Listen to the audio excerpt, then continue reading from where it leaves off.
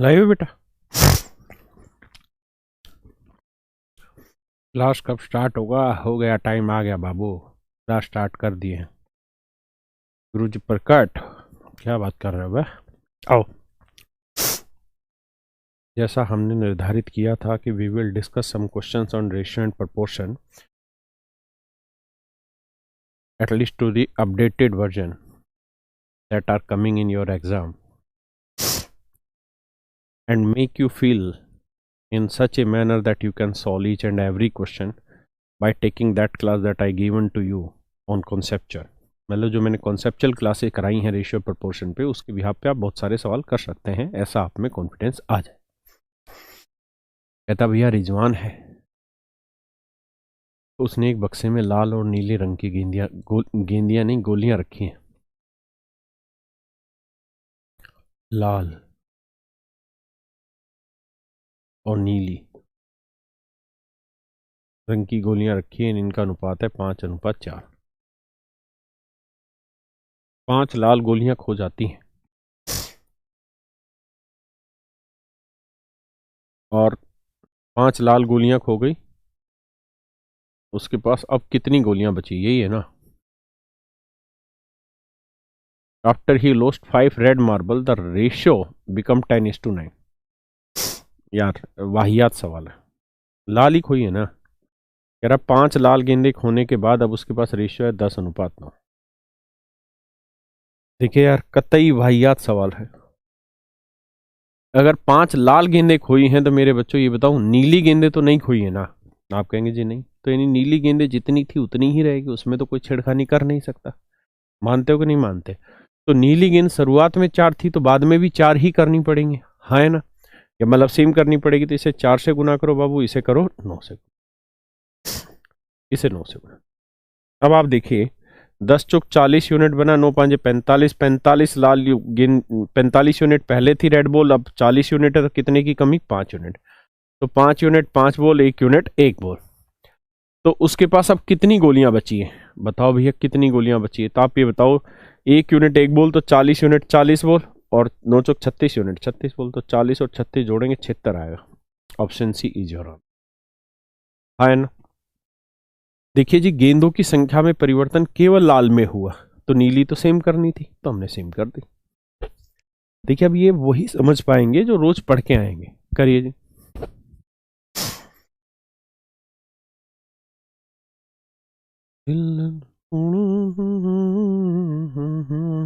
करो भैया।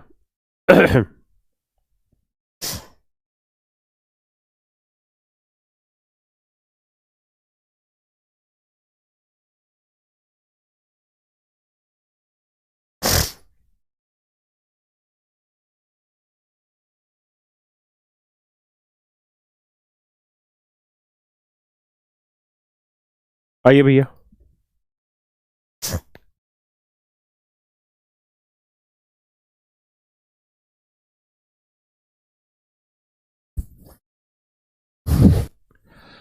कह रहा according to the will the wealth of rupees this was to be divided between the son and the daughter। देखिए यार, सवाल बेहद ही आसान है। यहाँ रखे हैं सन और यहाँ रखे हैं डॉटर। बस एक छोटी सी मुद्दा हल करना है कि 7/6 अनुपात 5/3 है। इसे हल करने के लिए 3 दूनी 6, 5 दूनी 10, तो रेशियो आ जाएगा 7:10। जितना जल्दी से आप इस बात को निकाल पाएंगे, सवाल उतना आसानी से हो जाएगा। अब सवाल में कुछ बचा नहीं है, तो कह रहा पुत्र का कितना हिस्सा है, सन का हिस्सा कितना है, ये आपका सवाल। एक बार इतनी बात को समझो, जो कह रहे नहीं पल्ले पड़ा वो दोबारा समझो भाई इसी बात को, मैं इसमें क्या पल्ले पड़वाऊं तुम्हें।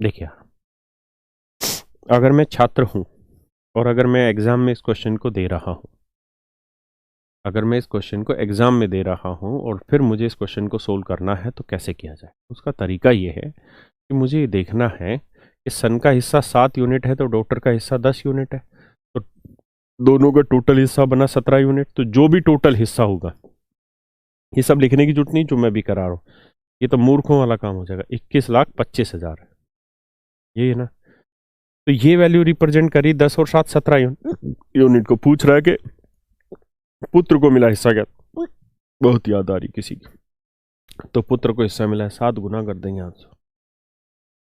ये तो हो गया डिटेल। अगर मैं छात्र होता तो मैं ये देखता कि पुत्र को जो हिस्सा मिला है वो 7 यूनिट है, यानी जो भी टोटल हिस्सा रहा होगा, लेट से ये टोटल हिस्सा रहा होगा, तो ये 10 और 7 17 को रिप्रेजेंट कर रहा होगा, और मुझे वैल्यू निकालनी है 7 यूनिट की गुना 7। यानी जो भी आंसर होगा उसमें 7 एज ए मल्टीपल मौजूद होगा, मतलब आंसर 7 से डिवाइड हो रहा होगा। तो मुझे ये देखना है कि कौन सा आंसर 7 से डिवाइड हो रहा है। ये तो देखते ही समझ आ रहा है कि नहीं हो रहा डिवाइड, आंख बंद करके ही बता दूंगा नहीं हो रहा डिवाइड, क्योंकि 10 ही नहीं हो रहा था 7 से डिवाइड। यहाँ भाग दें, ये डिवाइड होने लग रहा है। यहाँ भाग दें 7 से, 7 एकम 7, 7 तो छिंग 42 नहीं हो रहा। इसे भाग दे 4, 7 छिंग 42, 5 नहीं हो रहा। केवल एक ऑप्शन हुआ, that is my answer. There is no need to make it sole कि 17 से मैं इसे भाग दूं फिर वैल्यू आए उसे 7 से गुना करूं। क्यों, क्या रखा है इस मोह माया में है? आज आए हो कल चले जाओगे, जीवन झंड था झंड ही रह जाएगा। सर बस एक बात पूछनी थी, बताओ भैया, तुम दो दो बैचों में हो क्या यूजर? तो जी मैडम की याद, हराम खोर मैडम की याद तुझे क्यों आ रही बे? हम्म,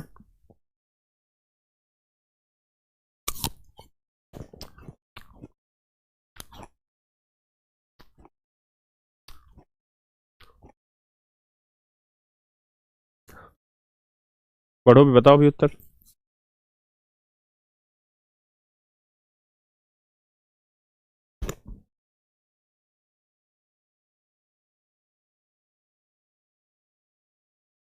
सुंदर कुमार कितनी लेट हो तुम, ये हम कहाँ बताएं तुमको बे?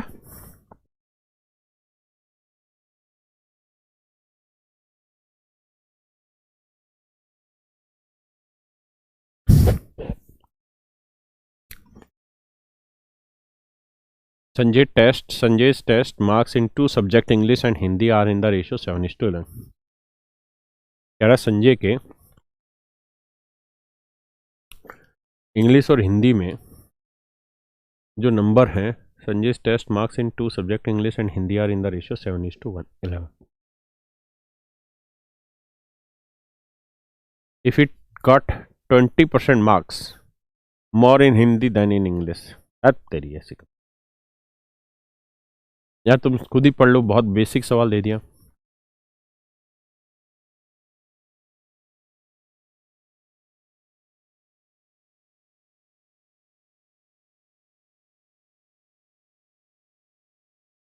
मतलब वाहियात से वाहियात सवाल है, क्या करा दूं मैं तुम्हें? कहता है हिंदी में अंग्रेजी की तुलना में कितने 7 4 4 यूनिट फालतू मिले, और रिप्रेजेंट कर रहा है 20 नंबर को, तो 1 यूनिट की वैल्यू 5, तो अंग्रेजी में कितने मिले? 7, 5 7 35 यार। ये सवाल भी बताओ पेपर में आ रहे हैं बेटा, हैं? और तुम कह रहे हो तुम्हारा सिलेक्शन नहीं हो रहा। अगर ऐसे ऐसे सवाल से भी तुम्हारा सिलेक्शन नहीं हो रहा बेटा, तो यह इस सवाल को छोड़ दीजिए, डला जरूर रेशियो वाले चैप्टर में है, लेकिन ये पार्टनरशिप का क्वेश्चन है। इसके बाद जब पढ़ाएंगे पार्टनरशिप, तब आप इस क्वेश्चन को आराम से कर पाएंगे, ठीक है? अच्छा, जब आप रेशियो की प्रैक्टिस कर रहे होंगे ना, तो बहुत सारी जगह पे ऐसे सवाल मिल जाएंगे पार्टनरशिप वाले, तो उन्हें आप कर नहीं पाएंगे, क्योंकि इसमें बहुत सारे कॉन्सेप्ट हैं वो अभी आपने सीखे नहीं, तो उन्हें छोड़ देना बेशक। बेकरार है, करिए जी इस सवाल को।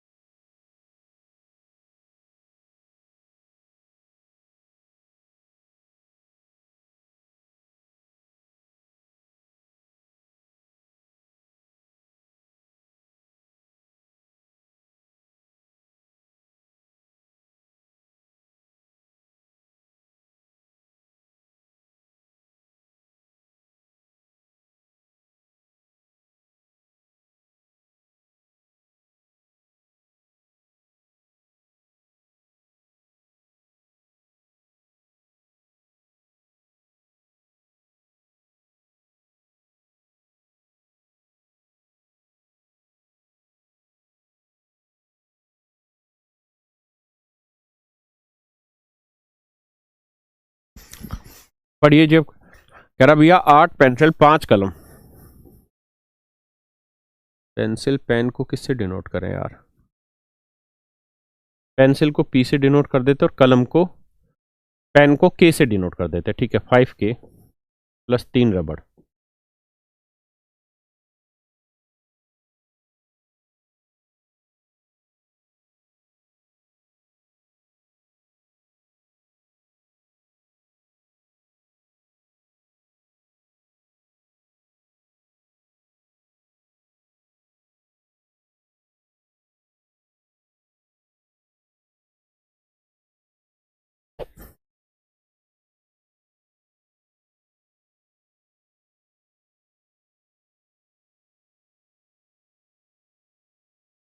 अरे भैया इसकी कीमत बताइए क्या होगी।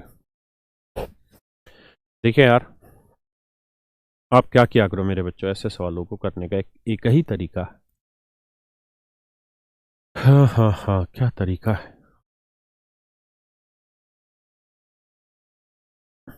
तरीका ये है, तरीका ये है कि सबको जोड़ लो एक बार। अगर सबको जोड़ ले रहे हैं भैया, तो 9 और 8 17, 17 और 16 33 भी इधर जोड़ोगे तो 11 6 5 11 11 22 के, 5 3 8 और 3 11 के, 11 R। ये है ना, देखना एक बार, 5 3 8 और 3 11 R। अरे वाह। एक और एक दो, दो और तीन 5 और एक 6, और एक 3 और एक 4। सबको भैया 11 से कॉमन ले दो। अगर 11 से कॉमन लोगे तो यहाँ बचेगा 3P, यहाँ बचेगा 2K, यहाँ बचेगा 1R, और वैल्यू आ जाएगी 11 चौक 44, 11 दूनी 22। ठीक है भैया। अब पूछ रहा है कि 39, तो 39 बनाना है तो किससे गुना करोगे? 13 से। 39 बनाना है तो किससे गुना करो? 13 से। 39 बनाना है तो किससे गुना करो? 13 से। 39 बनाने तो किससे गुना करो? 13। सबको 13 13 से गुना करते चले जाओगे तो 42 गुना 13 दूनी 26, 13 चौक 52 और 2 54। आंसर आ गया 546। क्लियर है? यही तो पूछा उसने। तो हमने क्या करना है कि जैसा था वैसा सेट करने की कोशिश करी इस क्वेश्चन। ऐसे सवाल पीछे भी आ चुके हैं 2-3 बार। अलजेब्रा में मैंने ये सवाल आपको कराए होंगे। बताओ जी।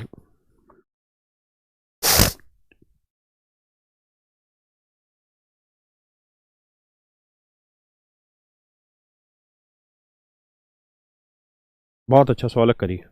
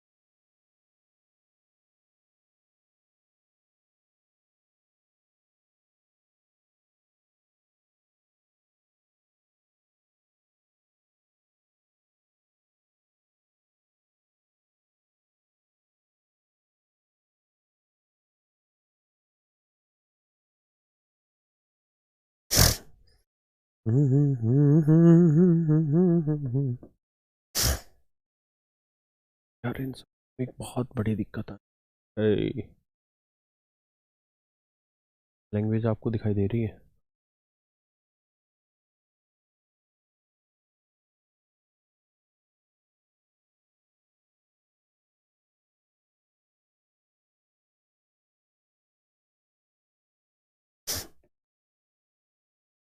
The ratio of ages of the father and mother was 11:10 when their son was born. कह रहा है पिता और माँ की उम्र का अनुपात 11:10 था। ये भैया परसेंटेज, ध्यान देना मेरी बात को, ये है जी परसेंटेज। कह रहा है जी जब बच्चे का जन्म हुआ, ये बच्चे की परसेंटेज की बात होगी, जब बच्चे का जन्म हुआ तो कहता है उसकी फादर और उसकी मदर, इनकी एज का रेशियो 11:10 था। कहता है पिता और माता की उम्र का अनुपात 19:18 हो जाएगा जब उसकी आज जितनी उम्र है उससे 2 गुनी उम्र हो जाएगी। तब जब पुत्र की आयु अपने वर्तमान आयु से 2 गुनी हो जाएगी। तो मान लो उसका जन्म यहां हुआ था, है ना, एट बर्थ लिख देता हूं, बर्थ का अर्थ समझ ही गए कि जन्म हुआ। तो अगर यहां x साल थी तो अब प्रेजेंट एज के बाद 2x साल हो जाएगी, है ना। पिता और मां के वर्तमान आयु का अनुपात क्या होगा, ये हमारा सवाल है कि भैया दोनों की प्रेजेंट एज क्या होगी। तो देखिए मेरे बच्चों, कहानी बस इतनी समझनी है कि जितना डिफरेंस यहां से यहां होगा उससे डबल डिफरेंस यहां आना चाहिए। ऐसे सवालों के मल्टीपल भी आंसर हो सकते हैं, जरूरी नहीं कि केवल एक आंसर हो। तो ऐसे सवालों का, क्योंकि एक भी चीज इसके अंदर रियल नहीं है, तो ऐसे सवालों का तरीका एक, आप ऑप्शन सेट करके देख लीजिए कौन कौन सा ऑप्शन सेट हो रहा है। कारण क्या है कि 11-19 का डिफरेंस 8 आ रहा है, 10 और 18 का डिफरेंस भी 8 आ रहा है, तो 15-14 ले लेते हैं पहला ऑप्शन। तो 15-14 ले रहे थे, 4 का डिफरेंस है, यहाँ पे भी कितने का डिफरेंस है, 4 का डिफरेंस है, हाँ है ना। अब सवाल में वो ये कह रहा है जब उनके बेटे का जन्म हुआ था पिता और माँ की उम्र का अनुपात 19:18 होगा जब पुत्र की आयु अपनी वर्तमान आयु से 2 गुनी हो जाएगी। तो आज बेटा कितने साल का है, मान लो यहाँ पे है, तो आपने देखा 4 साल का, तो 2 गुनी 4 साल का डबल कितना हो जाएगा, 8 साल का, है ना। अगर 8 साल का हो जाएगा वो, तो उसकी एज का रेशियो ये होना चाहिए। तो यहाँ पे भी 4 जोड़ेंगे, 15 में 4 जोड़ा 19 और 14 में 4 जोड़ा 18, आया ना। तो इसका मतलब ये डाटा बिल्कुल सेटिस्फाई कर रहा है, आंसर आ गया ए। बहुतों को जम नहीं रही होगी बात, तो आप दूसरा ऑप्शन लेके देखो, 14-13 लेके देखते हैं। अगर मैं 14-13 ले लूं तो बेटा 11 और 14 का डिफरेंस 3, और यहाँ 10 और 13 का डिफरेंस 3। इसका मतलब आज है वो 3 साल का, तो 6 साल की उम्र में यहाँ हो जाएगा। तो 14 में 19 घटाया कितना साल बन गया, 5, और 13 में से 18 गया 5, जबकि यहाँ 3 साल का डिफरेंस था, यहाँ 5 का आ गया, जबकि डिफरेंस दोनों का ही क्या रखना होगा, सेम। अरे हाँ है ना, बात समझ पा रहे हैं या नहीं समझ पा रहे, फिर से समझाता हूं। देखिए बात को समझना ही होगा, बेहद ही फुद्दू टाइप के क्वेश्चन फेंक रहा है। ये है जी प्रेजेंटेज सबकी। लड़के का जब जन्म हुआ था, बर्थ की जब बात है, जब इसकी उम्र 0 साल होगी, तब उसके पिता और उसकी माता की आयु का अनुपात 11:10 था। मान लेते हैं आज ये x साल का हो गया, मान लेते हैं आज ये x साल का हो गया। कितने साल का हो गया भाई, x साल का, पक्की बात है। अगर आज ये x साल का हो गया है तो कह रहा है अब आज इसकी प्रेजेंटेज x साल है, तो जब ये 2x ईयर का हो जाएगा, तो आज x साल का है, 2x होने में इसको x साल और लगाने पड़ेंगे, हाँ है ना। तो कहता है उस समय इसकी एज, इसके माँ बाप की एज का रेशियो 19:18 हो जाएगा। सच्चाई ये है कि 11 से 19 के बीच का डिफरेंस भी 8 यूनिट है और 10 से 18 के बीच का डिफरेंस भी 8 यूनिट है। तो 8 यूनिट रिप्रेजेंट कर रहा है x और x, 2x को, आया ना। तो 1 यूनिट की वैल्यू आ जाएगी कितना, x/8, मतलब 2x/8 यानी x/4, समझ रहे। तो यहां इसकी प्रेजेंट एज लिखेंगे, फिर x जोड़ के यहां लेके आएंगे, इसकी एज निकालेंगे, फिर 4 जोड़ के यहां, मतलब x जोड़ के यहां लाएंगे, फिर दोनों की प्रेजेंट एज का रेशियो देखना इनमें से कौन सा आएगा। x की वैल्यू, एक यूनिट की वैल्यू x/4 लेनी पड़ेगी, यहां पे भी x/4 लोगे, यहां पे भी x/4 लोगे। आप कैसे, ये बात आ तो रही है ना समझ में, दिखाई तो दे रहा है ना x/4। देखिए भाई अगर मैंने इसकी उम्र x साल मान ली है, यहां पे भी तो दोनों के यहां से यहां तक का डिफरेंस कितना हो गया 2x, और एक्चुअल में 11 और 19 का डिफरेंस 18, 10 और 18 का डिफरेंस 8, 11 19 का डिफरेंस 8 और 10 और 18 का डिफरेंस 8। तो 8 यूनिट बेसिकली रिप्रेजेंट कर रहा है किसको, 2x साल को। तो 1 यूनिट की वैल्यू हो जाएगी 2x बटे 8, x बटे 4 साल। ये 1 यूनिट की वैल्यू है। तो मैं कहूं 11 यूनिट की वैल्यू क्या होगी, तो आप कहेंगे 11 गुना x बटे 4 ये होगी। 10 यूनिट की वैल्यू क्या होगी, 10x गुना 4 ये हो जाएगी। अब एट प्रेजेंट इनकी एज क्या है, तो भैया इसमें x साल और जोड़ो, क्योंकि ये तो जन्म की थी, तो अब x साल बाद इतनी होगी, तो x जोड़ोगे तो 11x बटे 4 जमा x करोगे 4 और 11 15x बटे 4, 10x बटे 4 में x जोड़ोगे तो ये आएगा 14x बटे 4। रेशियो निकालेंगे, x बटे 4 से x बटे 4 गया, रेशियो आ गया 15:14, ए ऑप्शन होगा। लेकिन ये रेशियो पूछा है यहाँ पे, है ना, एज की बात होती तो मल्टीपल आंसर आ सकते थे। क्लियर है। फिर भी जिस भाई को पल्ले नहीं पड़ी ये बात, तो मैंने कहा कि आप ऑप्शन उठा के देखो, और ये देखिए रेशियो वाइज जितना डिफरेंस यहां से यहां के बीच होना चाहिए उतना ही डिफरेंस यहाँ के बीच भी होना चाहिए। अगर है तो ऑप्शन ठीक है, अदरवाइज गलत। करिए जी।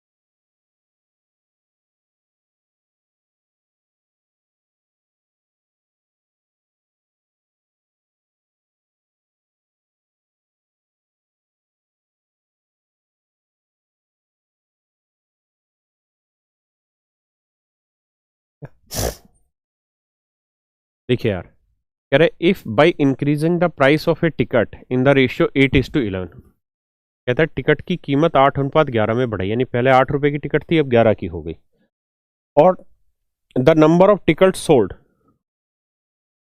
और टिकटें जो बिक रही थी वो हो गई 23:21, यानी पहले 23 टिकटें बिकती थी तो अब 21। Then what is the increase in revenue if revenue before increase in price of ticket was this. तो कहता है रेवेन्यू में क्या फर्क पड़ा, तो भाई 8 रुपए के भाव से, 8 यूनिट के भाव से 23 टिकटें कितने की बिकी, 8 या 24, 8 दूनी 16 और 2 18, 184 की। अब 11 के भाव से 21, 1 2 3 231, यानी पहले जो कमाई थी वो 184 यूनिट थी, तो अब कमाई होगी 231 यूनिट। अब सवाल में पूछा क्या है, अब कह रहा है कि if revenue before increase in price of ticket हुआ 36,800, तो 184 यूनिट की वैल्यू है 36,800 रुपए, 36,800 रुपए। अब पूछा क्या है कि इंक्रीज कितना हुआ, तो 184 से 31 जाया था 16, और 31 6 1 7, 3 और 1 4 47 यूनिट, तो 47 यूनिट की वैल्यू क्या होगी, तो 184 यूनिट इतना, तो 47 यूनिट की वैल्यू क्या होगी। एक बार समझो फिर तरीके से भी बताता हूँ। पहले तो आप लैंग्वेज को समझ लो, क्वेश्चन को समझ लो।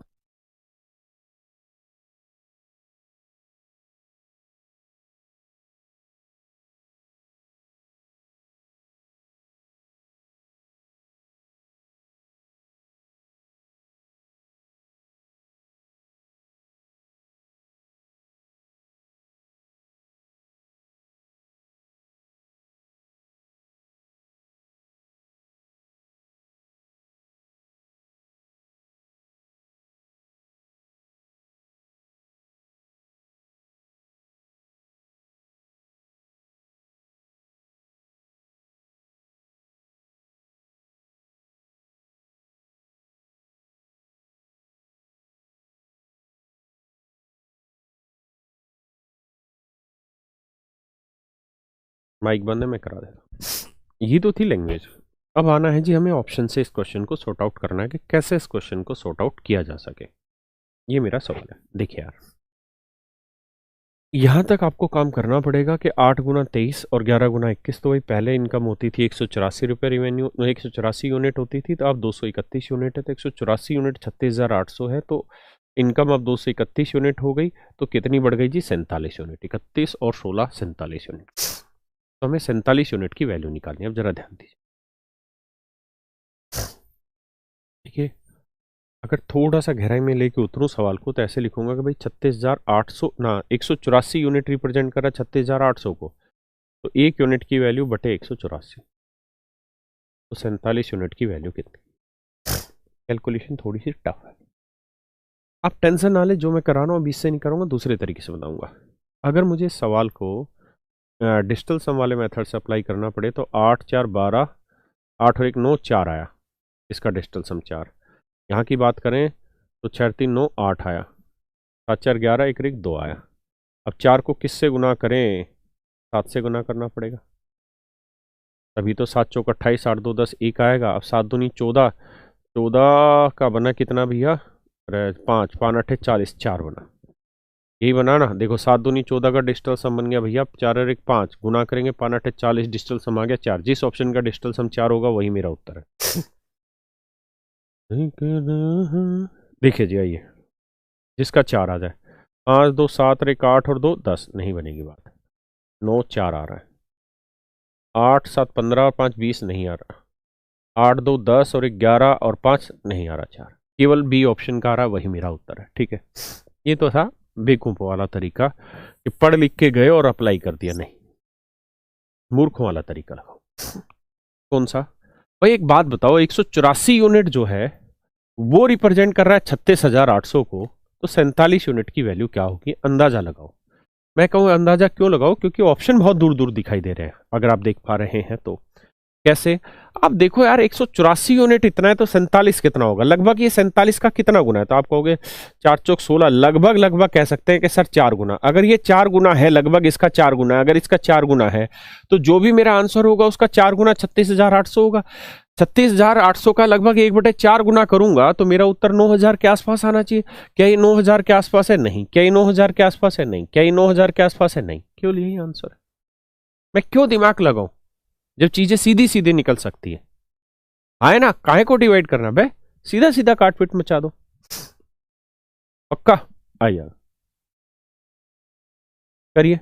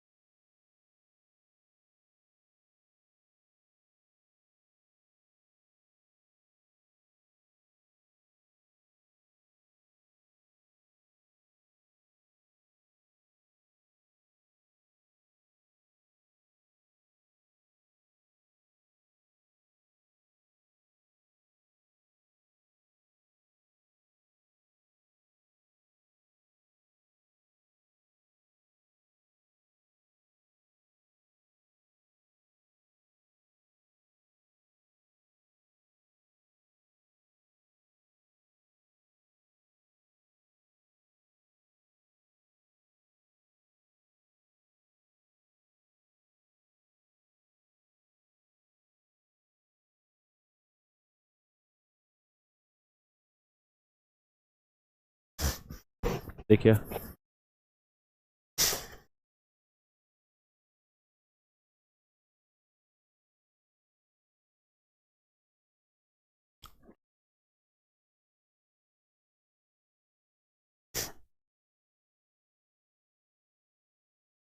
रहा है जी, the ratio of the sum of the salaries of A and B to the difference of salaries is 11:1।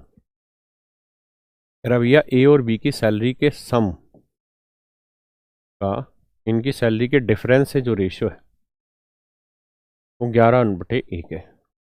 Componendo dividendo लगाओगे तो ए बटे बी आएगा 11 और 1 12/10। पता है ना कंपोनेंडो डिविडेंडो का, तो 6/5। नेक्स्ट टाइम कह रहा है बी और सी के सम और डिफरेंस का रेशियो भी यही है 11:1, तो लिखने की जरूरत नहीं है, यही आना था। बी प्लस सी और बी माइनस सी, कह रहा है ये भी 11:1 है, तो कंपोनेंडो डिविडेंडो लगाओगे तो बी बाई सी, 11 में 1 जोड़ा 12, 12 और 10, वही 6/5। यानी मेरे भाइयों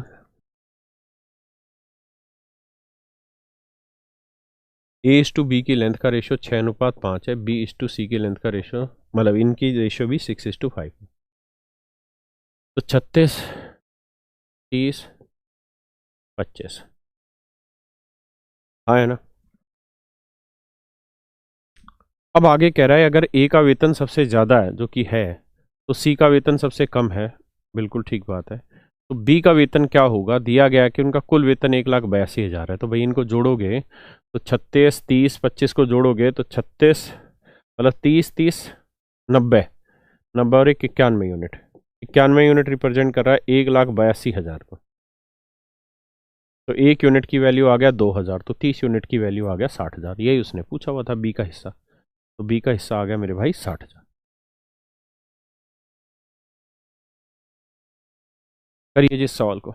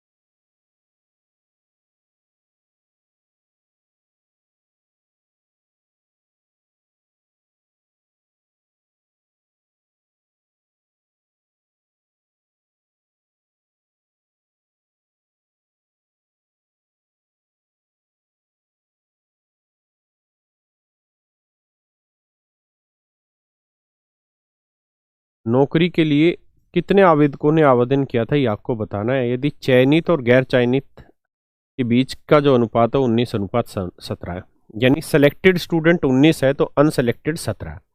तो अगर मैं आपसे पूछूं कि टोटल कैंडिडेट और सेलेक्टेड कैंडिडेट का रेशियो बताओ, तो आप कहेंगे जी 19 तो सेलेक्टेड थे, 17 अनसेलेक्टेड थे। तो 19 सेलेक्टेड, 17 अनसेलेक्टेड, तो टोटल बने 36। यानी टोटल कैंडिडेट 36 थे तो सेलेक्टेड थे 19। अब आगे कह रहा है कि अगर 1200 कम ने अप्लाई किया होता है, यानी टोटल बच्चे अगर 1200 कम होते और अगर 800 कम सेलेक्ट हुए होते, तो ये सेलेक्ट थे तो 800 बच्चे कम सेलेक्ट हुए होते। क्लियर है जी, 800 कम सेलेक्ट हुए होते। क्लियर है भैया? किसी भैया को कोई दिक्कत तो नहीं है? 800 कम सेलेक्ट हुए होते तो कहता उनके बीच का जो अनुपात होता वो 1:1 था। इनके बीच का अनुपात 1:1 था। मतलब अगर इसमें से सिलेक्शन में से 800 हटा देते और टोटल में से 1200 हटा देते तो बचे बचे जो टोटल बच्चे और सेलेक्टेड बच्चों का रेशियो होना, सेलेक्टेड और अनसेलेक्टेड का जो रेशियो होता वो 1:1 होता। तो टोटल बच्चे 1 और 1 2 होते तो सिलेक्टेड 1 है, तो फिर टोटल बच्चे और सेलेक्टेड का रेशियो होता 2:1। भाई पहले इस सवाल को पढ़ लो क्योंकि भाषा है मेन। अगर ये डाटा ही नहीं खेल पाओगे तो कैसे बात बनेगी। तो एक बार इस डाटा को पढ़ लो फिर आगे बताता हूं।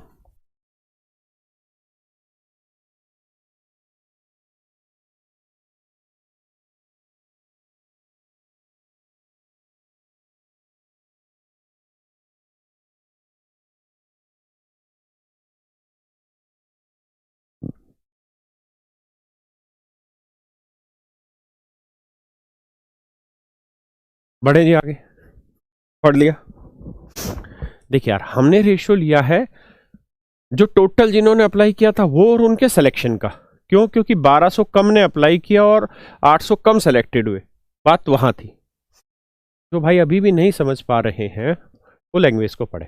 अब आपको जैसे इनकम एक्सपेंडिचर के सवाल कराए थे सेम वही फंडा अपनाना, और कुछ है ये नहीं सवाल में। कैसे कर लूं मैं ये यूं सवाल, 19 दूनी 38 और 2 को 800 से करोगे 1600, 1 को 36 से करोगे 36 और 1 को 1200 से करोगे 12। तो 36 से 38 का डिफरेंस 2 यूनिट और 1200 से 1600 का डिफरेंस 400। तो भैया 2 यूनिट 400, तो 1 यूनिट की वैल्यू 200, तो 36 यूनिट, 36 दूनी 7200 और 19 दूनी 38। इसका मतलब शुरुआत में 7200 बच्चों ने अपीयर किया था, तो उसमें से 3800 सेलेक्टेड थे। उसने पूछा कितने बच्चे अपीयर हुए थे, तो अपीयर होने वाले थे 72। अब 2 कहां से आया भाई मेरे, ये बता के सेलेक्टेड कितने थे आखिरी में 1, तो अनसेलेक्टेड का रेशियो भी क्या था 1, तो सेलेक्टेड और अनसेलेक्टेड की रेशियो 1:1 है, तो इस बात को समझो। तो इसका ना टोटल कितने बने 2, और उसमें से सिलेक्शन 1 हुआ। यार अगर मैं आपको ये कहूं कि एक सिलेक्शन हो गया और एक का नहीं हुआ, तो यानी टोटल बच्चे 2 ही तो हुए। तो हम तो यहाँ यही ले रहे हैं ना कि टोटल अप्लाइड कितनों ने किया और उसमें से सिलेक्शन कितनों ने लिया। आप कहें ये क्यों कर रहे हैं, इसलिए कर रहे हैं क्योंकि जो 1200 था, ये 1200 क्या था, ये 1200 ये था कि टोटल बच्चों में 1200 अगर कम आए होते, वो वाली वैल्यू थी। फिर से मैं इसे डिटेल समझाता हूं, बहुतों को समझ नहीं आ रही होगी ये बात।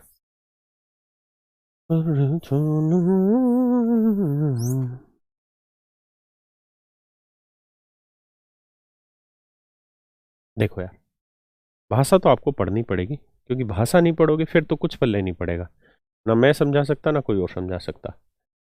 आपको भाषा पे तो एक बार काम करना पड़ेगा, एक बार 2 बार 3 बार पढ़नी पड़ेगी, ठीक है। बाकी तो सारा तामझाम करा देंगे।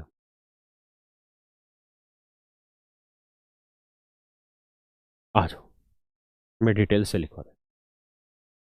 कह रहा जी, शुरुआत में जितने भी बच्चों ने अप्लाई किया था, ये थे टोटल अप्लाइड स्टूडेंट, इसमें से कुछ का सिलेक्शन हुआ था और कुछ का सिलेक्शन नहीं हुआ, अनसेलेक्टेड लिख दिया मैं, ठीक है। तो जो सिलेक्शन वाले स्टूडेंट थे और जो अनसिलेक्शन वाले स्टूडेंट थे, चयनित और गैर चयनित, इनका अनुपात था 19:17, 19:17। तो टोटल बच्चे हुए 19 और 17 36 यूनिट, यानी टोटल बच्चों ने जिन्होंने अप्लाई किया था वो 36 यूनिट थे। मैं कति बावला बालक हूं, तो मैं क्या करता हूं, मान लेता हूं कि 36x ने अप्लाई किया था, उसमें से 19x का सिलेक्शन हो गया था और 17x का सिलेक्शन नहीं हुआ। तो अगर 36x का सिलेक्शन हो गया था, मतलब 36x टोटल बच्चे थे, तो इसमें से सिलेक्शन हो गया था 19x का। अब सवाल में कह रहा है अगर 1200 बच्चे कम आए होते, तो 36x टोटल आए थे, इसमें से 1200 कम आए होते तो इतने बच्चे आए होते। और कह रहा है अगर 800 बच्चे कम सेलेक्ट हुए होते, तो 800 बच्चे कम सेलेक्ट हुए थे। ये भाई इतने में बच्चे आए थे, उसमें से 1200 कम आए होते थे, इतने आते, इतने का सिलेक्शन हुआ, तो उसमें से अगर इतने कम का होता था, तो ये सिलेक्टेड, ये नॉट सिलेक्टेड। तो कहता है इनका जो रेशियो 1:1 है। You can solve it and make the value of x at any case. यहां से आप एक्स का मान निकाल सकते हैं। किसी भाई को दिक्कत है यहां तक? नहीं। ये तो हो गया डिटेल। तो एक्स की वैल्यू आ जाएगी 36x। मैंने इसे क्या कहा, मैंने इसको ऐसे कहा, यार आप ऐसे देखो कि भाई टोटल अप्लाइड स्टूडेंट और सेलेक्टेड, टोटल अप्लाइड स्टूडेंट है 36 यूनिट और सेलेक्टेड है 19 यूनिट, है ना। अब इसमें से कहा कि भैया 1200 कम अप्लाई हुए होते, यानी 1200 बचत है और यहां की बचत है 800 रुपए। तो कह रहा है जी इनके खर्चे का जो अनुपात आता, वो आता भैया 1:1, यानी सेलेक्टेड 1 तो अनसेलेक्टेड 1। तो इसका मतलब टोटल अप्लाइड स्टूडेंट कितने रहे होंगे 2, यानी टोटल अप्लाइड 2 यूनिट थे, तो उसमें से सिलेक्शन वाले 1 थे। अब आगे की कहानियां आपने पढ़ी है इनकम एक्सपेंडिचर वाले सवालों में। इस 2 यूनिट को इससे गुना करेंगे 38 आएगा, इस 2 यूनिट को इससे करोगे 1600 आएगा, इस 1 को इधर भी गुना करेंगे 36 यूनिट आएगा। रेशियो में पढ़ा है इनकम और एक्सपेंडिचर के सवालों में। 1 को 12 से करोगे 1200 आएगा। तो यहाँ 36 और 38 का डिफरेंस 2 यूनिट, 2 यूनिट यहाँ 1200 और 1600 का डिफरेंस 400, तो 2 यूनिट 400 तो 1 यूनिट 200, तो 36 यूनिट 36 दूनी 72। That is your answer. देखिए यार एक बात समझिए, आपने जब रेशियो एंड प्रोपोर्शन वाला चैप्टर पढ़ा था, है ना, रेशियो और प्रोपोर्शन वाला चैप्टर पढ़ा था, तो वहां आपने इनकम और एक्सपेंडिचर के सवाल देखे थे इस तरह से। बेसिकली आपका उद्देश्य उन शब्दों पे रह गया, इनकम और एक्सपेंडिचर पे, उस मेथड पे ध्यान नहीं दिया। आप हमेशा इस बात पे ध्यान दीजिए कि ज़रूरी ये नहीं है या ज़रूरत इस बात की नहीं है कि वो नाम क्या लिखे हैं, ज़रूरत है उस चीज़ की समझ की। आपको समझ पे ध्यान देना है कि वो किस चीज़ को रिप्रेजेंट कर रहे हैं। इनकम एक्सपेंडिचर की जगह कुछ भी लिखा आ सकता है, कोई भी सवाल तैयार किया जा सकता है, पहले से रेडी रहिए। अरे भाई इसलिए नहीं आ रहा, पहले तो एक्स निकालेगा, उसके बाद फिर आगे काम करेगा। करिए जी।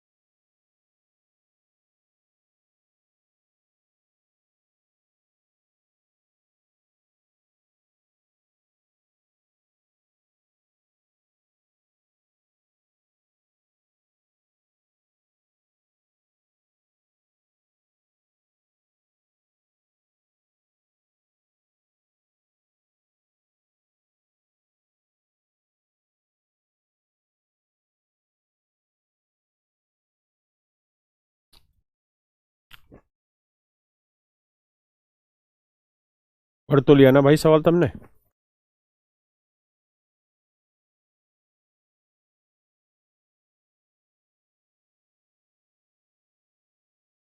देखो यार, मैं अगर इसे डिटेल में बताऊं तो ऐसे कहूंगा भाई, बैटल स्टार्ट होने से पहले कैप्टन और सोल्जर दो आदमी थे। एक कैप्टन था, एक सोल्जर था। इनका रेशियो था 2:7। कहता जी लड़ाई के दौरान 25 तो कप्तान मारे गए। अगर डिटेल कराऊंगा तो ये 2x मान लेता हूँ, ये 7x। तो कैप्टन में से 25 चले गए, शहीद हो गए, और सोल्जर में से 100 शहीद हो गए। और कह रहा है जी अब जो रेशियो बना वो बना 3:10, कैप्टन टू सोल्जर का। क्रॉस मल्टीप्लाई करेंगे, एक्स की वैल्यू निकाल लेंगे, सोल्जर्स की संख्या आ जाएगी, 350 आएगी। 350 में से 100 शहीद हो गए तो बचे 250, आपका आंसर हो। ये तो हुआ एक तरीका। लेकिन आप इनकम एक्सपेंडिचर की बात को हल्के में मत लिया करो, हर जगह अप्लाई होगी। अब कह रहा है कि जी 25 तो खर्चा कर दिया कैप्टन ने और 100 खर्चा कर दिया सैनिकों ने, और अब कह रहा भैया इनका जो बचा है अनुपात, वो बचा है 3:10। अब मैंने तरीका तुमको बताया कि भैया करो क्या, इस 3 को 7 से करो 21 यूनिट आया, इस 3 को 100 से करो 300 आया, इस 10 को 2 से करो 20 आया, इस 10 को 25 से करो 250 आया। 300 250 का डिफरेंस आया 50 यूनिट, और 20 और 21 का डिफरेंस आया 1, तो 1 यूनिट है 50। तो भैया पूछा क्या है 7, तो 7 यूनिट हुआ 350। यानी शुरुआत में सैनिक थे 350, इसमें से 100 शहीद हो गए तो बचे 250 सैनिक। बेटा मामला एक्स से अलग आंसर आ रहा है। भाई प्रेमचंद तूने 3 बार ये कमेंट कर दिया, अब अपनी कैलकुलेशन चेक कर यार।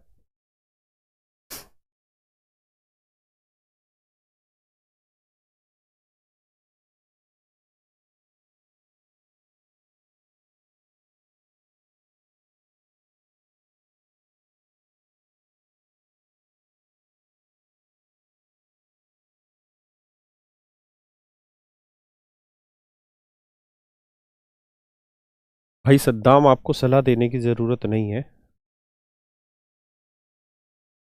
आप सिर्फ पढ़ लीजिए। सोल्जर की डेथ होने पर 10 होगा तो 500 नहीं होगा। भाई 10 काहे का होगा?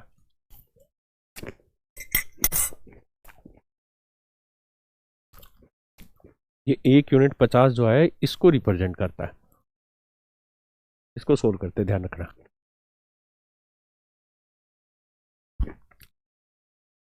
अरे वो इसलिए नहीं आ रहा था एक्स है क्योंकि मैंने 1:1 लिखा, जबकि वहां रेशियो था 2:1, इससे पिछले वाले सवाल में, और 2:1 क्योंकि सेलेक्टेड एक और अनसेलेक्टेड एक, तो एक्चुअल में टोटल स्टूडेंट तो एक और एक दो बने ना, तो टोटल अप्लाइड स्टूडेंट और सेलेक्टेड एक।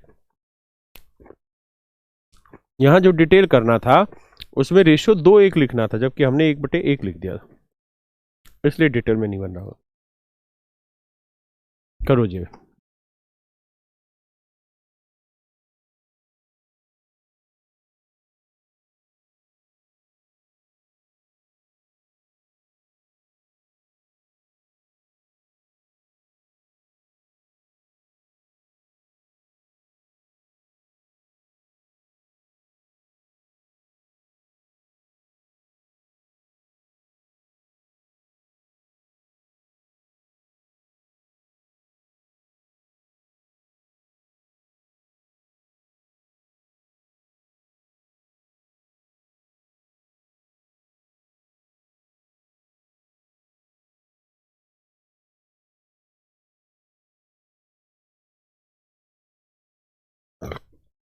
देखिए यार, पढ़ तो लिया ही।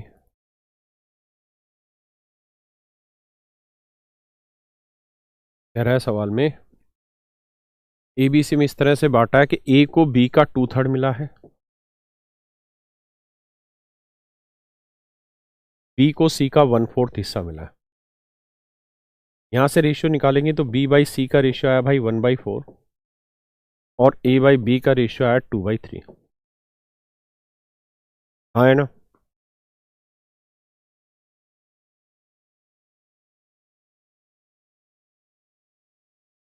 तो ये 2:3 है और ये B/C का रेशियो 1:4 है। तो ये आएगा 2, ये आएगा 3 और ये आएगा,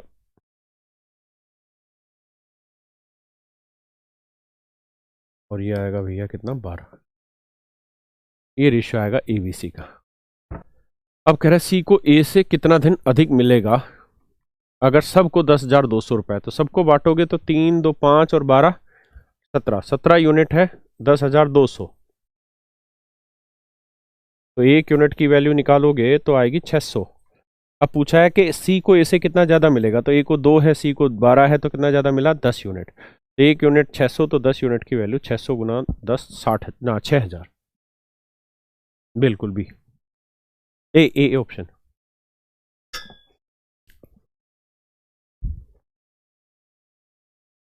करिए जी। यार ये सेम वही सवाल है।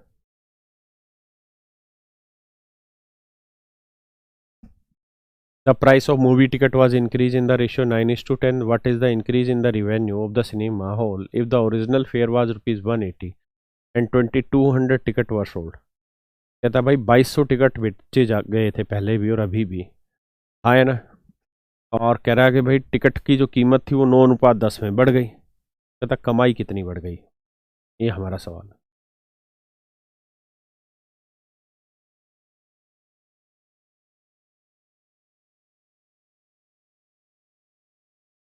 देखिए, जो बच्चे भाषा ही नहीं पकड़ते उनका क्या इलाज कर लें।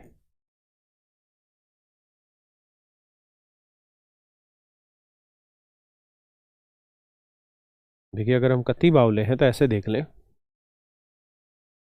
कि पहले भैया 180 रुपए के भाव से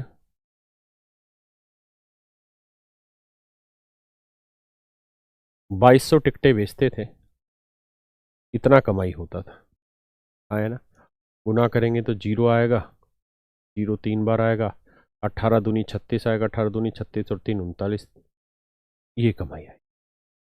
अब कहता है जी कीमत बढ़ गई 9:10 में, 9:10 में टिकट की कीमत, यानी पहले 9 यूनिट थी तो अब 10 यूनिट होगी, जबकि पहले 9 यूनिट नहीं 180 रुपये थी, तो 9 यूनिट 180 तो 1 यूनिट 20, तो 10 यूनिट कितना आ गया 2,000, 200 रुपये। अब टिकट की कीमत हो गई जी 200 रुपये, तो 200 रुपये गुना 2,200, तो ये आएगा कितना 44,000, हाँ 4,40,000। आए ना, यही बनाना, सॉरी हाँ, 22 दूनी 40, 4,40,000। पहले था 3,96,000। अब कितने का डिफरेंस आया भैया, तो ये आया 44,000 रुपये का, यानी उसकी जो इनकम थी वो 44,000 इंक्रीज हो गई। आप कहे जी हमें एज ए स्टूडेंट इस क्वेश्चन को कैसे करना था, तो हमें एज ए स्टूडेंट इस क्वेश्चन को ऐसे उड़ाना था कि भैया पहले टिकट की कीमत अगर 9 यूनिट होती थी तो अब टिकट की कीमत हो गई कितनी, 10। आए ना, बात समझ रहे हैं? पहले टिकट की कीमत 9 यूनिट थी तो अब 10 यूनिट हो गई, तो कुल मिला के रिवेन्यू कितनी इंक्रीज हो गई? तो 2200 गुना 9, यहाँ 2200 गुना 10, तो 2200 गुना 1 यूनिट, यानी इतनी कीमत इंक्रीज हो गई, इनकम इतनी इंक्रीज हो गई। जबकि 9 यूनिट एक्चुअल में 180 है, तो 1 यूनिट की वैल्यू 20, तो इतने यूनिट की वैल्यू गुना 20, तो 22 दूनी 44,000 सीधा आंसर। हाँ है ना?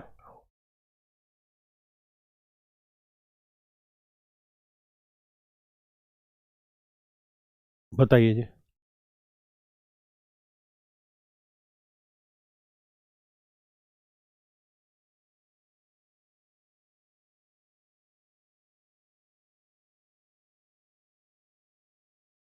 पढ़िए जी, बहुत ही आसान सवाल है, जो अभी कर रहे थे वही है।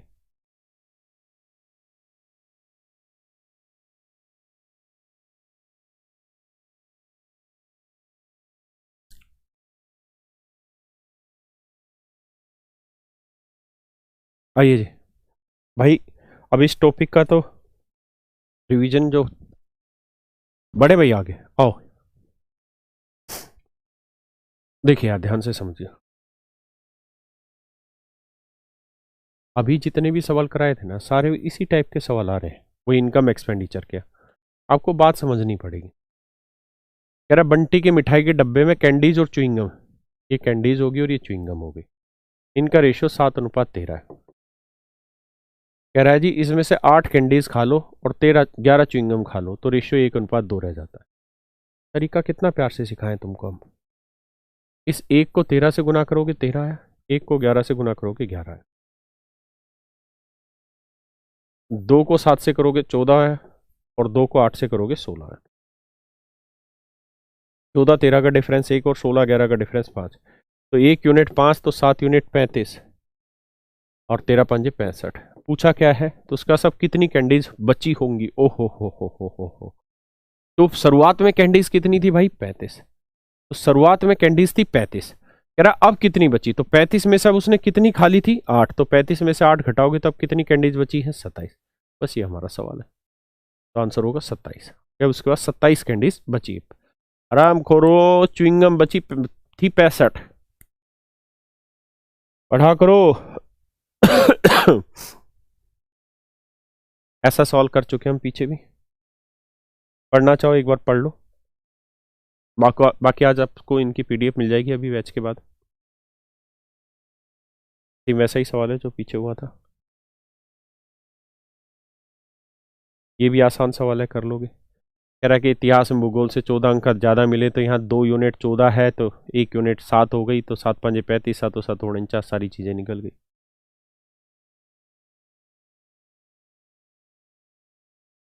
देखिए यार सेम सवाल आ गया, वही सोल्जर और कैप्टन वाला। जिनको अभी भी डाउट है वो इस सवाल को पढ़ लो, मैं दोबारा इस चीज से रिपीट करा दूंगा।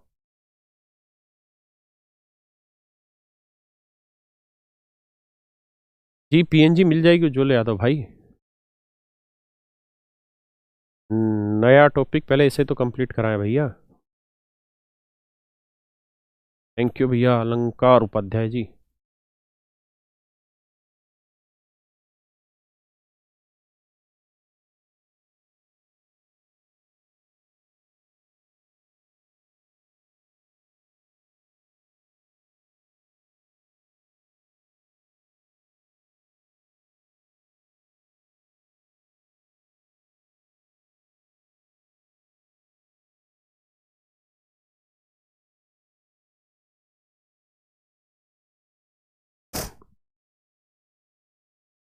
आइए भैया।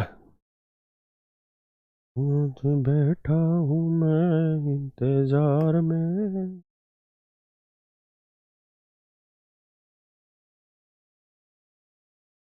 कह रहा before a battle the ratio of tanks to planes in an army was 5:3।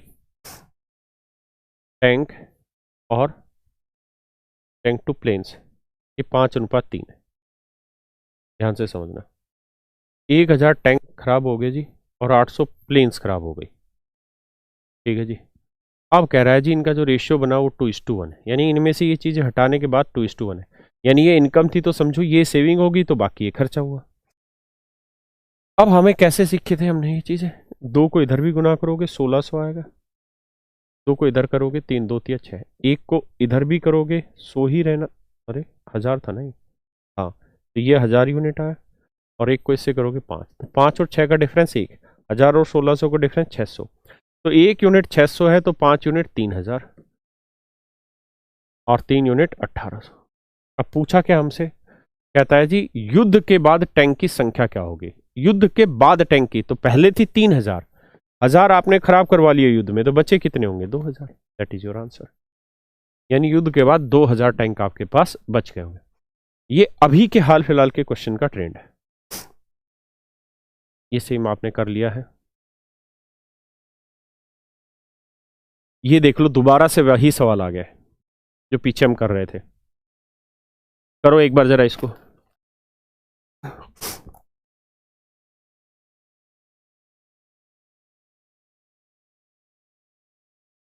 अरे वो एडिटर को बुलाया जो नंबर थे, बुला कल,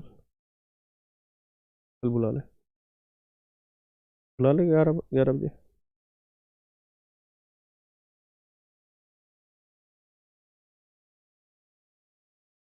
सिस्टम वो आएगा तभी तो फिर कप्तान को बोल के सिस्टम सिस्टम की बात करेंगे ना। हम्म हम्म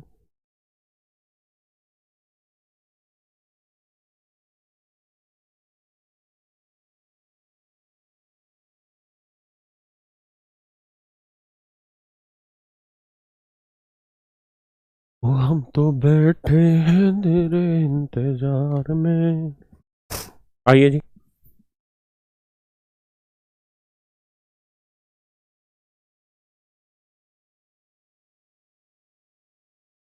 देखिए यार वैसा ही सवाल, वही बात, वही बात करेंगे, तुम दिन को अगर रात कहो हम रात कहेंगे। देखिए भाई कह रहा है 50 लेस हेड अप्लाइड, मैं इसे फिर से समझाता हूँ डिटेल में क्योंकि इसको में बहुतों को दिक्कत हो रही है। And 125 less has selected, the ratio of selected to unselected would have been 9:4. So how many candidate had applied if the ratio of selected to unselected is 2:1? कहता है एक्चुअल में ये total number of applied candidate थे जिन्होंने apply किया था, इसमें actual में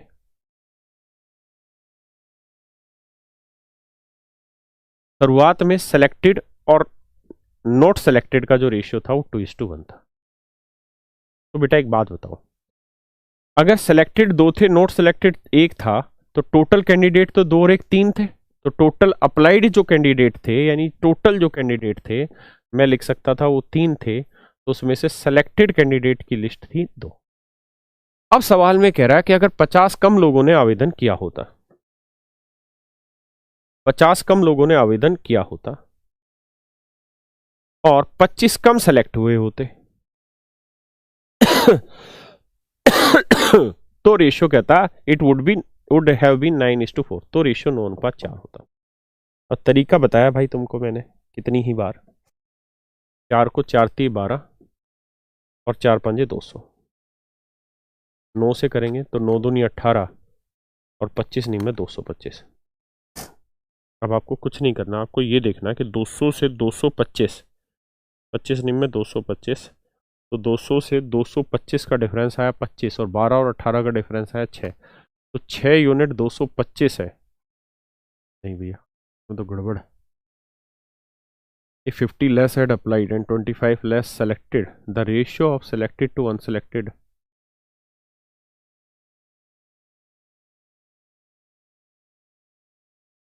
had applied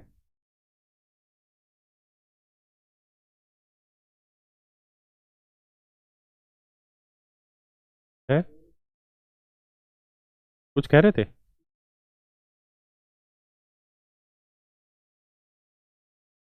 मैं आ रहा हूँ 2 मिनट, हो जाओ क्लास ले रहे हो क्या ना, 1 सेकंड ना भाई इसका डाटा चेक करता हूँ।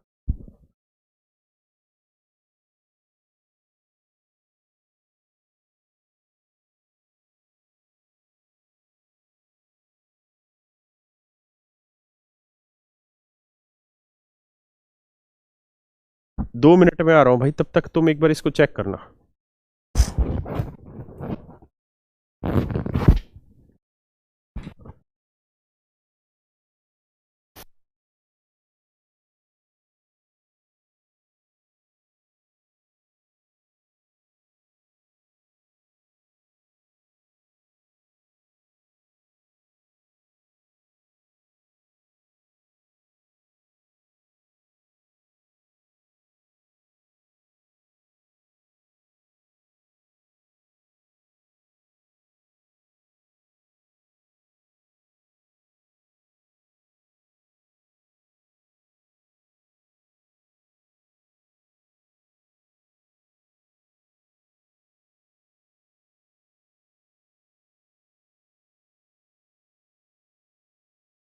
कह देता हूँ।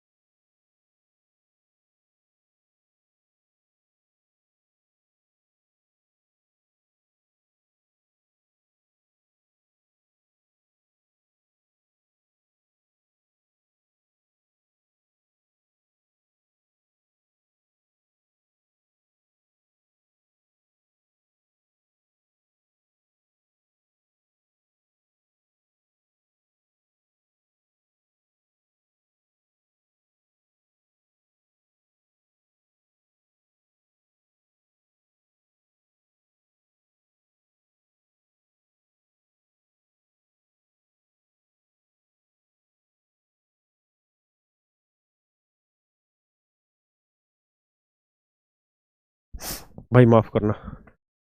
हाँ मेरा बहन बहन।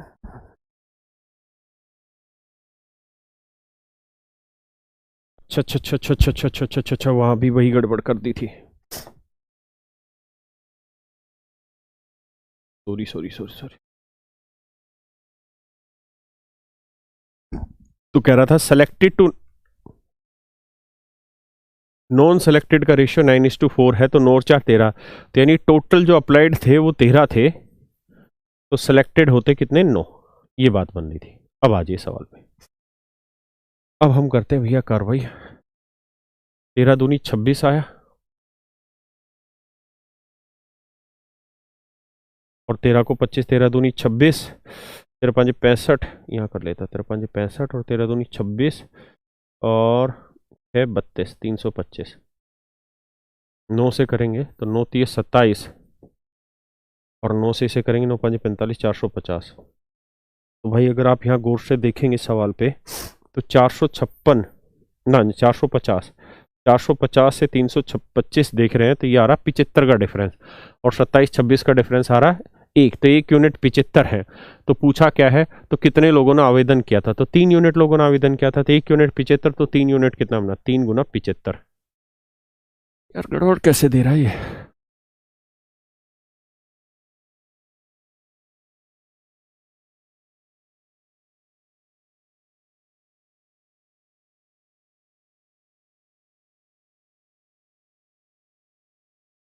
तो 25 ठीक है, 9×5 = 45, 450, 9×3 = 27, 13×2 = 26।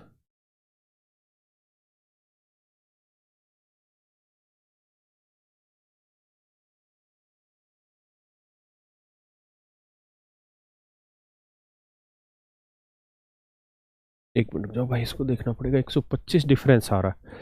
अच्छा, ठीक ठीक ठीक ठीक ठीक ठीक ठीक ठीक ठीक, 125 डिफरेंस आ रहा है। हाँ, घुमा हुआ है इसका 325, अरे तेरी मिट्टी खा गई। 450 और 325 का डिफरेंस 125 आया, तो 1 यूनिट 125, तो 3 यूनिट भैया 3 गुना 125 आएगा 375, सॉरी। तो इसका टोटल अप्लाइड जो थे कैंडिडेट, उनकी वैल्यू थी 375, क्योंकि 450 और 325 का जो डिफरेंस आया वो 125 यूनिट आया, सॉरी। जब सोच कहीं और होती है तो यही हाल होता है। ये सवाल हो चुका, वैसा ही सेम क्वेश्चन है। राम और रहीम की आयु का अनुपात 10 साल पहले इतना था, 5 साल बाद 3:2 हो जाएगा, तो वर्तमान आयु का अनुपात क्या होगा। देखिए जी, ये प्रेजेंट एज है, कहता है जी 10 साल पहले इनकी एज का रेशियो 1:3 था, और 5 साल बाद इनकी एज का रेशियो 2:3 हो जाएगा। अगर आप गौर से देखें तो भैया यहाँ 2 और 3 का डिफरेंस 1 है, 1 और 3 का डिफरेंस 2, तो 2 3 3, अरे 1 3 और 2 3, ठीक है, सेट करते हैं। 1 और 3 का डिफरेंस 2 है, तो 2 से गुना कर दो, तो 2 से गुना करेंगे तो ये 1 से 4 आएगा, 3 यूनिट डिफरेंस आया, या 3 से 6 आएगा, 3 यूनिट डिफरेंस आएगा, और 10 और 5 15 साल, तो 3 यूनिट है 15 साल, तो 1 यूनिट हुआ भाई 5 साल, तो 1 यूनिट यानी ये 5 साल है और ये 5 थी 15 साल है। तो कह रहा है जी उनकी प्रेजेंट एज का रेशियो होता है, तो 5 साल में 10 साल जोड़ दोगे तो आ जाएगा 15 साल का, 15 में 10 जोड़ दोगे तो आ जाएगा 25 का, तो 5 थी 15, 5 5 25, तो रेशियो आएगा 3:5। बी ऑप्शन है। क्या आंसर आया भाई मेरे, 3:5, बिल्कुल सही। सोनाली सिंह बेटा 3:4 नहीं, 3:5,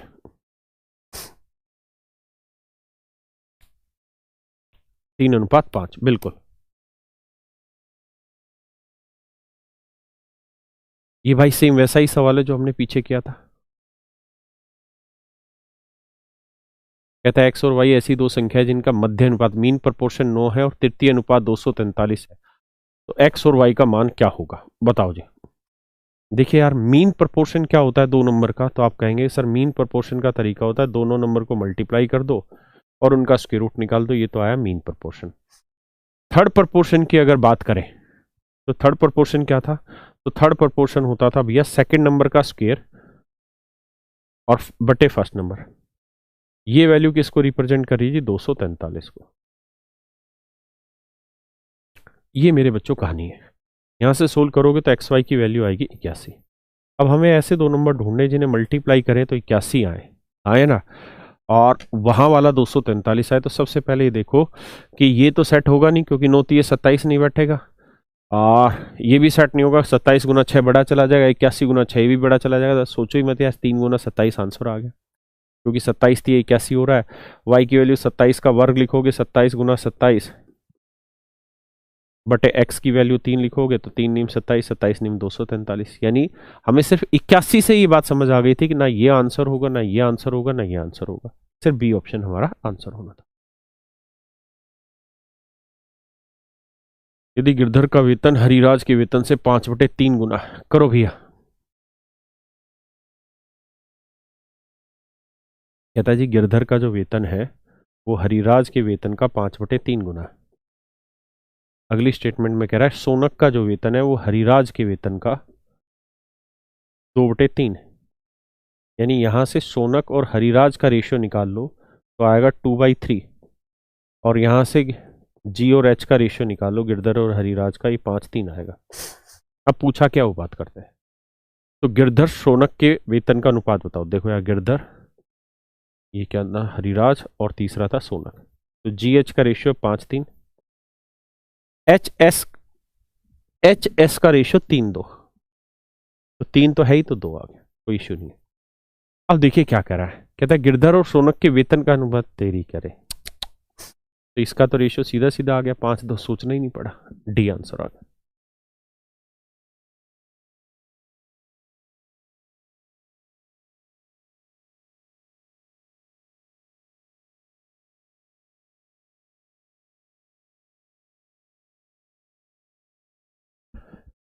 कर लोगे भाई ये सवाल? देखिए बेहद ही आसान सवाल है। कहता है एक बैग में 1 रुपए, 50 पैसे और 25 पैसे के सिक्के हैं,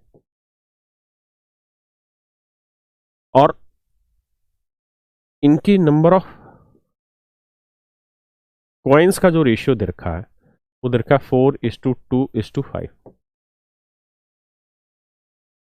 तो 4 एकम 4, यानी वैल्यूज क्या बनी, हम यहां से वैल्यूज का रेशियो निकालेंगे मेरे भाई। तो 1 रुपए के 4 सिक्के तो 4 रुपए बने, 50 पैसे के 2 सिक्के तो 1 रुपए बना, 25 पैसे के 5 सिक्के तो 1.25 रुपए बना। तो जोड़ेंगे तो 4 1 5 और 1 6, 6.25 रुपए बना। तो 6.25 रुपए रिप्रेजेंट कर रहा है किसको, 11 रुपए को। तो 1 यूनिट की वैल्यू कितनी, 11/625, 6.25। समझ पा रहे हैं कि नहीं समझ पा रहे? हाँ है ना? पक्का है कच्चा? किसी भाई को दिक्कत है? देखो फिर से देखते हैं, 4 1 5, 25 पैसे के 5 सिक्के, ये थे ना, 4 2 5।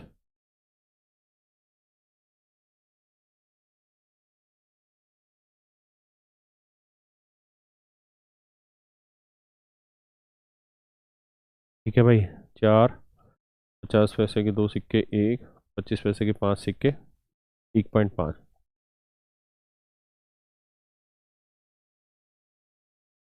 यार ये रुपए का दिया रेशियो, इसने कॉइन का दिया।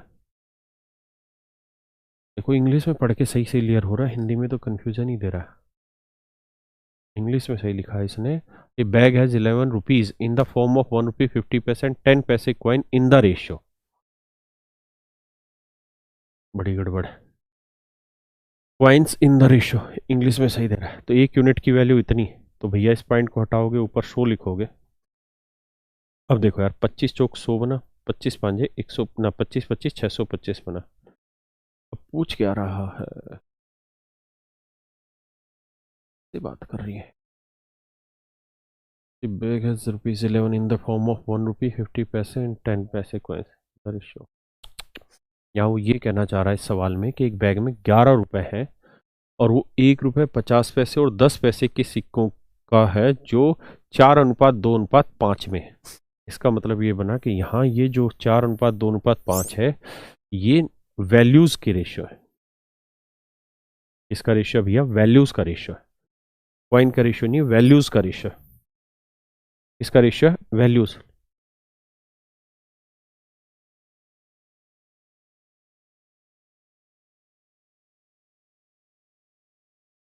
दस पैसे कहाँ दिया भैया? अच्छा, इंग्लिश हिंदी में अलग अलग लिख रखा है। हाँ, 1 रुपए 50 पैसे और 10 पैसे के सिक्के दे रखे हैं, वाइन का ही रेशियो है। ठीक है, हिंदी में सवाल गलत है, 25 पैसे की जगह 10 पैसे लिखने पड़ेंगे, क्योंकि इंग्लिश में 10 पैसे दे रखा है। तो यहाँ 4 रुपए बना, यहाँ 1 रुपए बना, यहाँ 50 पैसे बना। अब ठीक आ गया, क्योंकि 4 और 1 5 और 0.5 ये बना 5.50, और ये दे रखा है 11 रुपए। तो 1 यूनिट की वैल्यू इसका डबल हो रहा है।